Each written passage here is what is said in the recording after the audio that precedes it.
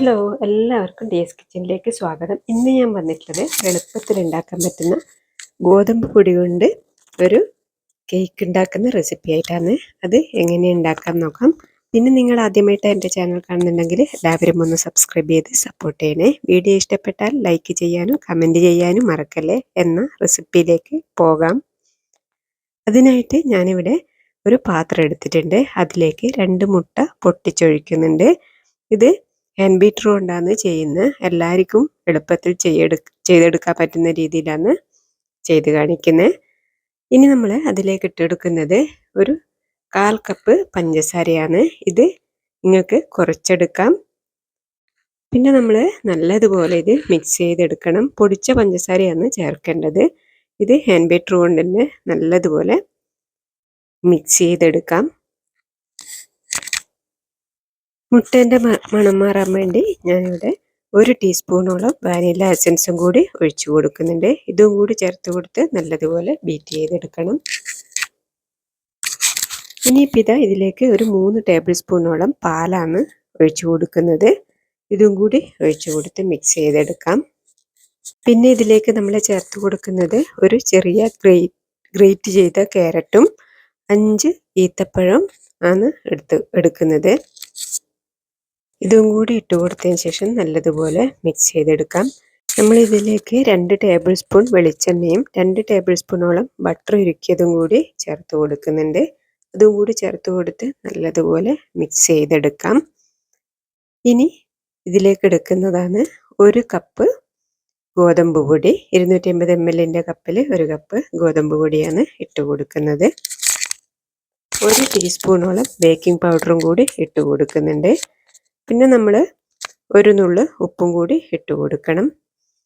അതിലേക്ക് ഒരു 1/2 ടേബിൾ സ്പൂണോളം തേനാണ് ഒഴിച്ചു കൊടുക്കുന്നത്. ഇതെല്ലാം ഒഴിച്ചു കൊടുത്തതിന് ശേഷം ബീറ്റർ കൊണ്ട് നല്ലതുപോലെ മിക്സ് ചെയ്തെടുക്കാം. അതിനുശേഷം നമ്മൾ എടുത്തു വെച്ച ഓയിൽ ഒഴിച്ച് ഒന്ന് മിക്സ് ആക്കി എടുക്കണം. സമയത്ത് നമ്മൾ ഓവനെല്ലാം പ്രീ ഹീറ്റ് ചെയ്യാൻ വെച്ചിട്ടുണ്ട്. അപ്പോൾ ഇതാ ഒരു പാത്രത്തിലേക്ക് ബട്ടർ പുരട്ടിയതാണിത്. ഇതിലേക്ക് കുറച്ച് മൈദ എടുത്ത് തട്ടിക്കൊടുത്താൽ തീരെ ഒട്ടിപ്പിടിക്കാതെ കിട്ടും. അപ്പോൾ ഇതാ ബാറ്റർ ഇതിലേക്ക് ഒഴിച്ചു കൊടുക്കാം.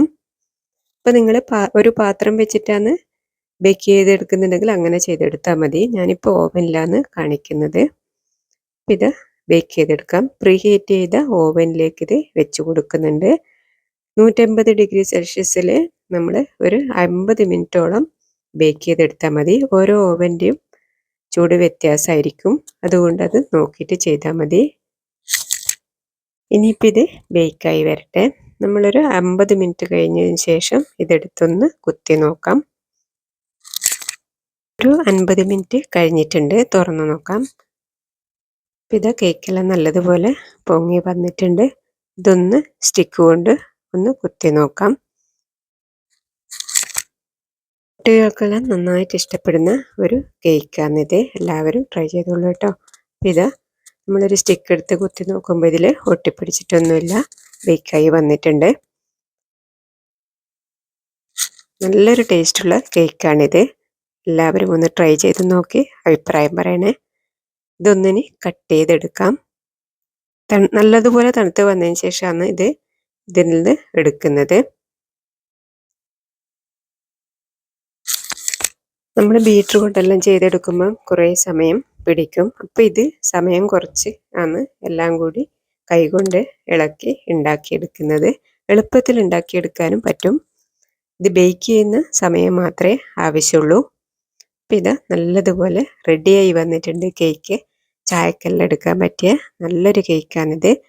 നിങ്ങളെല്ലാവരും ഒന്ന് ട്രൈ ചെയ്ത് നോക്കണേ. ഓവൻ ഇല്ലാത്തവർ നമ്മൾ ഒരു പാത്രം ആദ്യം തന്നെ പ്രീ ഹീറ്റ് ചെയ്തെടുത്ത് അതിലേക്ക് റിങ് വെച്ച് അതിൽ ബേക്ക് ചെയ്തെടുത്താൽ മതി. അപ്പോൾ നമ്മളെ കേക്ക് ഇവിടെ റെഡിയായി. എന്ന അടുത്ത റെസിപ്പിയുമായി അടുത്ത വീഡിയോയിൽ കാണാം. കേക്കെല്ലാം ഉണ്ടാക്കുമ്പോൾ മധുരം നമ്മൾ കുറേ എടുക്കാതെ പഞ്ചസാര കുറച്ച് എടുത്താൽ മതി. ഈത്തപ്പഴം ഉള്ളത് കൊണ്ട് ഇതിന് മധുരം ഉണ്ടാവും.